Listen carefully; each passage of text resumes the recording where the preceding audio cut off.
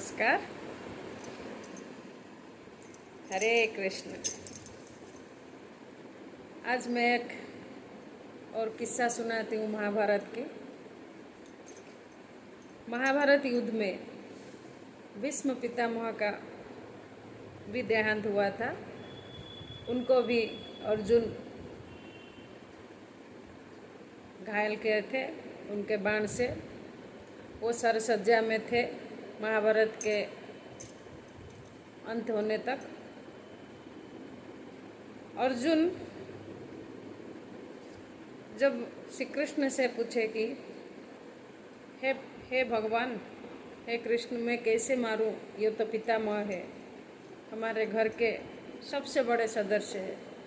तब श्री कृष्ण ने उनको बोले थे कि ये तो घर के बड़े थे, ये घर के बड़े ही रहेंगे, पर जब घर के अंदर न्याय अन्याय, धर्म अधर्म की लड़ाई हो रही है, तो बड़े बुजुर्ग जो भी है घर के बड़े, उनको आवाज़ उठाना चाहिए, न्याय के पक्ष में रहना चाहिए, सत्य के पक्ष में रहना चाहिए।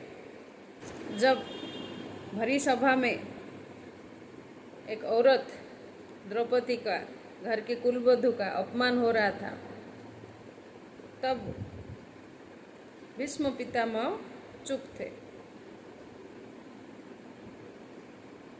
वो कुछ भी कर सकते थे उस टाइम, परंतु वो चुप थे। ऐसे ही होता है बहुत ही घर में।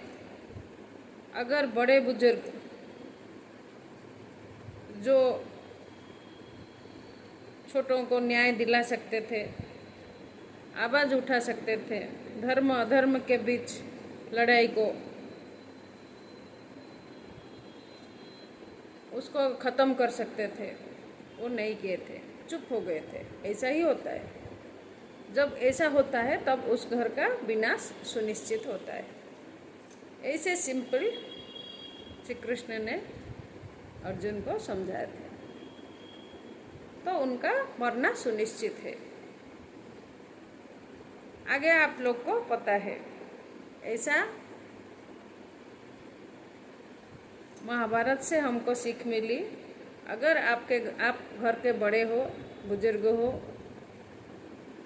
आपके बच्चे, भाई या भाई बहन या कुछ भी उनके अंदर में उनके साथ न्याय अन्याय होता है, तो बड़ों को न्याय के पक्ष में, सत्य के पक्ष में रहना जरूरी होता है। नहीं तो भीष्म पितामह भी गंगा के पुत्र थे। उनको सबसे इम्पोर्टेंट बात है कि उनको इच्छा मृत्यु का वरदान प्राप्त था। फिर भी उन्होंने उनका पाप का प्रायश्चित करने के लिए जितने दिन महाभारत युद्ध हुआ वो सरसज्जा में थे। जब कौरव वंश का खत्म हुआ, महाभारत खत्म हुआ, तब वो प्राण त्याग किए थे। उतने दिन वो तकलीफ, उनका पाप का प्रायश्चित किया। ऐसा ही होता है। इससे आपको, मुझे तो बहुत सीख मिली। आपको क्या सीख मिला? मैं तो बहुत सिंपल समझाती हूँ, आगे आपकी मर्जी। राधे राधे। हरे कृष्णा।